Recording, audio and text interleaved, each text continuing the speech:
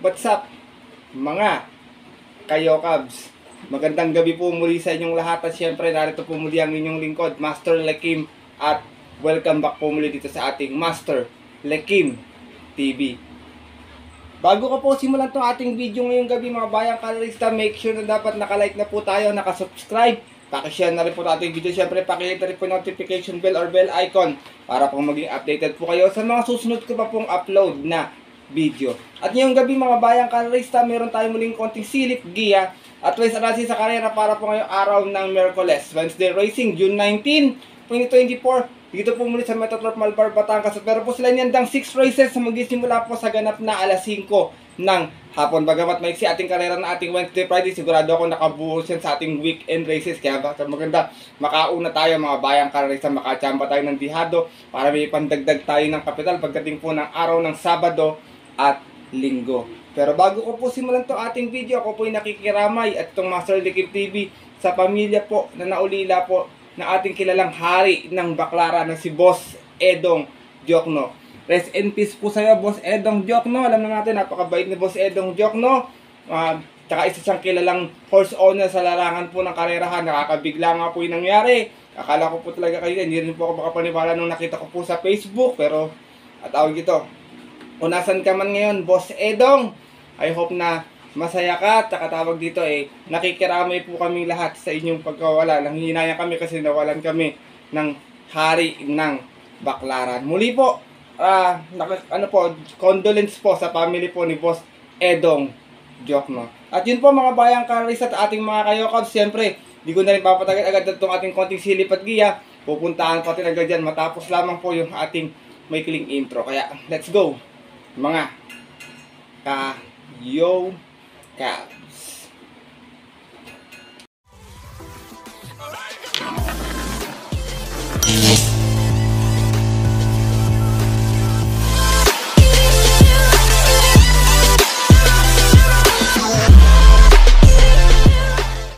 At gaya nga po nang nabanggit ko kayo sa ating intro, meron tayong 6 races na lalargaan ngayong araw po ng Miyerkules. Tigi-tigisang set lamang to, pick 6, pick 5 at pick 4. Medyo may kanipisan pa ng konti ating lineup. Tingin ko medyo semi-yamado. Pero siyempre may mga nagbabadyaring mga dihado para magkaroon ng sustansya or lasa yung ating mapabutong mga exotic best. Kaya kung may nasisipan pa po kayo, maliban po sa mga giyang ibibigay ko po ngayong araw ng Miyerkules, huwag niyo pong kalimutan isama sa inyong diskarte at mga rota. Kaya ito, simulan ko na rin agad, mga bayang kalorista. Wala na pong patumpik-tumpik pa. Good luck po sa inyong lahat. Happy racing and start na po tayo.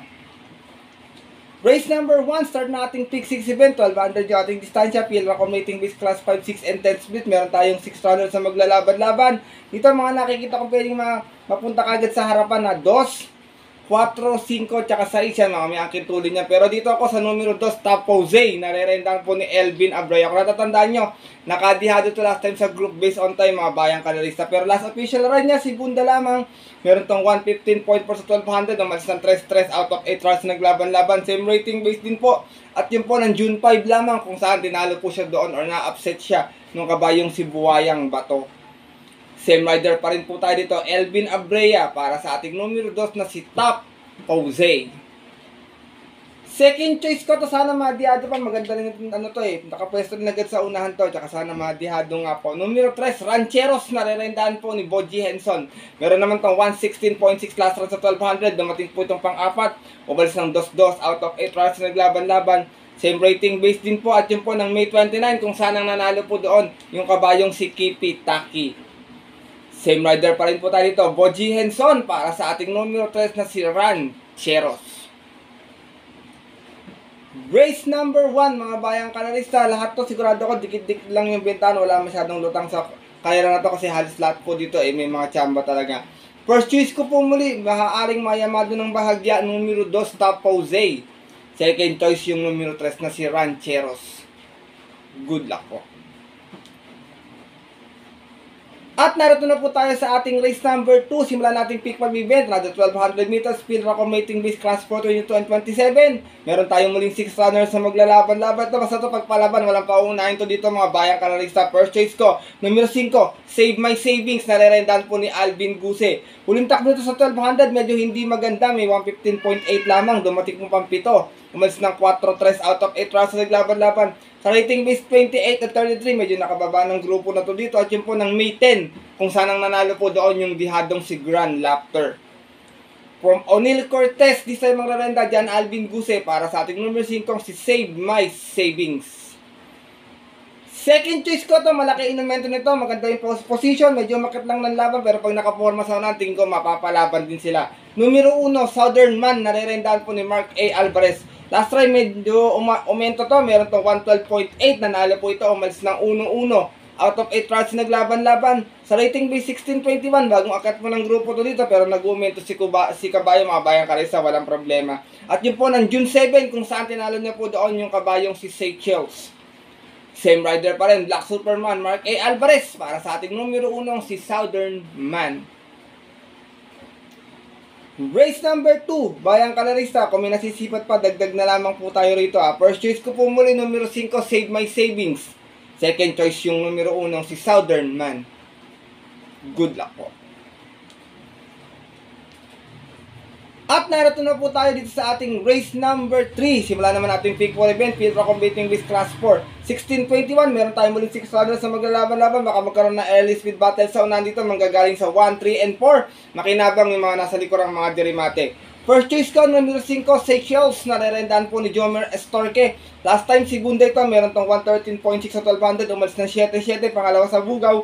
Out of 8 trials naglaban-laban, same rating quiz po at yun ng June 6, kung saan ang nanalo po doon yung nasa taas na karerang si Southern Man. Same rider pa rin, Jomer Estorque, para sa ating numero 5, si Seychelles.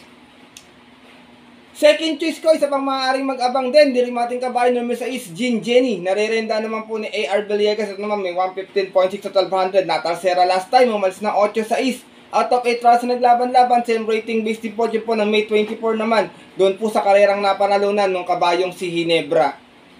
Same rider pa rin, regular jockey, Dodong Villegas, para sa ating number 6 na si Jean Jenny. Race number 3, bayang kalerista. First choice ko po muli, numero 5, Seychelles. Second choice, numero 6, Jean Jenny. Good luck po. At narito na po tayo sa ating race number 4, mga bayang kalerista. Final DD1 event, Field Rock Combating with Class 5, 6, and 10 split. 1200 mula ating distansya, meron tayong 6 runners na maglalaban-laban. Dito, first choice ko. Sigurado ako mauuna to pag nakaporma. Tingin ko pass your paper sila. May mga angkintulin din naman yung mga kalaban niya, pero iba yung klase yung area nito eh. Numero 6, Glenda's Magic. Narerendahan po ni John Alvin Guse. Alam niyo naman to, gamay na gamay ni Alvin to lahat na pag nakaporma sa unahan. Meron tong 114.2 sa 1200 nun, kung saan nanalo po siya. Umalis ng 1-1, banderang tapos. Out of 8 trials na naglaban-laban sa rating base 5 placers po. At yun po ng May 11, kung saan tinalo niya po doon yung kabayong si Lapping Tiger. Same rider pa rin, gaya ng nabanggit ko, John Alvin Guse, para sa ating numero 6 na si Glenda's Magic. Last time, tarsera din po ito sa karera po nila Buayang Bato at Top Jose. Kung mapipilitang humabol dito si Irish at si Lady of Peace, pwedeng makinabang yung mga pwedeng mag-abang. Kaya sasama ko second choice, galing sa panalo, numero 3, Clairvoyant, narerendahan po ni Jomer Estorque. Galing ito sa panalo last time, may 115.6 sa 1200, umalis ng 6-6, out of 8 rounds na naglaban-laban. Sa rating base 5 placers po, umagang-makit pala ng grupo to dito. At yun po ng June 5, kung saan tinalo niya po doon yung kabayong si Time for Music. Same rider na rin po tayo dito, Jomer Estorque, para sa ating numero 3 na si Clairvoyant. Race number 4, mga bayang karerista. First choice ko po muli, numero 6, Glenda's Magic. Second choice yung numero 3 na si Clairvoyant. Good luck po. At narito na po tayo sa ating penultimate race ngayong araw ng Miyerkules, race number 5. Isa naman itong Field Rock Combating with Class 5, 11 to 15 split, another 1200 meters. Meron tayo ditong 7 runners but 6 in betting number lamang po. Dito mga bayang karerista, 1 for the day ko na lang po sa inyo. Couple entry galing sa panalo parehas, 3 and 3A, Real Equity with Mark A. Alvarez, and 3A, Buayang Bato with Christian Advincula. Isang di bandera, isang nakaagapay lang, parehas galing sa panalo. Unahin natin, Real Equity, meron 114.6 last time, nanalo po ito, umalis ng 2-2. Out of 8 rounds na naglaban-laban sa rating base 6 and 10, bagong akit ng grupo to dito. At yun po, nung June 7, kung saan tinalo niya po doon yung nayamadong si Sundance. Same rider na rin, gamit ito ni Mark A. Alvarez, itong ating numero 3 na si Real Equity. Samantala ito naman 3A na si Buhayang Bato, last time naka-upset naman to, galing sa panalo rin, may 114.6 din. Nanalo naman to, umalis na 4-4 out of 8 rounds na naglaban-laban. Bagong akad din ng grupo dito, galing ito ng 6-10 at yun po ng June 5 naman kung saan na-upset nga po niya doon yung Yamadong outstanding na si Top Jose. From Charles Reyes, this time ang rerenda po Christian Advincula para sa ating 3A na si Buhayang Bato.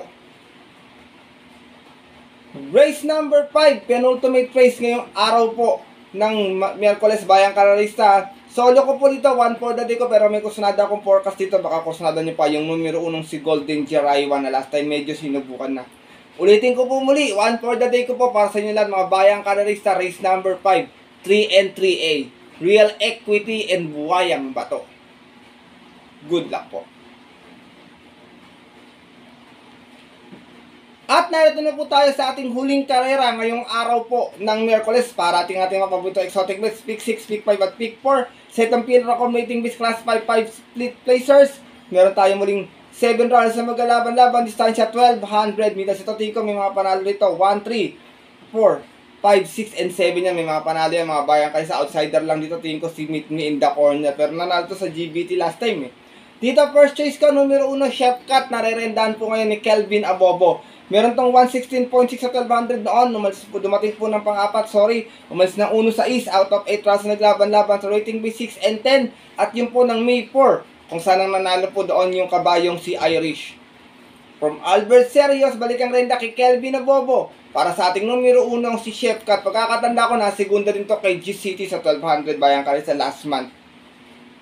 Second choice ko na pwedeng umagapay agad sa unahan kung sakaling magkakaroon na early season, magagaling kay 2, 3, and 5. Itong numero 6 na si Private Dining na rerendahan po ni another Geomer Estorque.